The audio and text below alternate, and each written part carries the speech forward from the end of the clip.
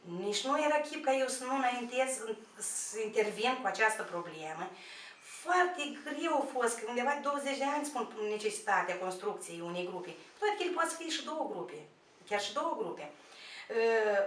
Știți, și undeva e ca lumina a apărut. Ori timpul, ori țara noastră, orientarea spre Europa, știți, în felul ăsta, undeva au adus și lumină în domeniul ăsta. Lumină și îmi pare bine că s-o pornit de la instituțiile preșcolare, că asta și baza.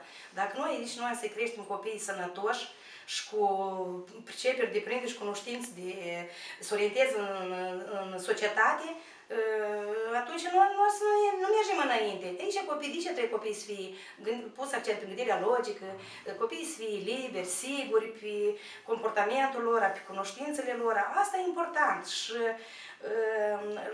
părinții au nevoie într-adevăr de lucrul nostru și este și o lucrare. Am fost susținută și de părinți, am lucrat foarte mult, vreau să vă spun foarte mult, în primul rând am fost susținut și înțeleasă de primar, de gospodarul satului. Dumnealui vă scrie necesitate, că pe lângă toate că am un registru care el e funcțional și nu de formă, știți acolo, lui era înregistrat. Lumea au fost mult supărați, foarte mult supărați că noi primim. Nu înțeleg eu, până am încercat noi prin diferite focusuri grupuri, diferite întâlniri cu dânși, la orice adunare eu dam lămuriri.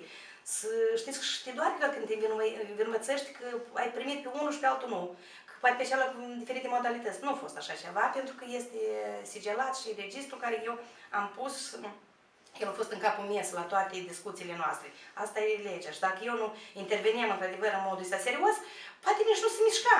Că noi suntem aproape de oraș și ușor de spus. Îi duci la oraș, încolo încoace.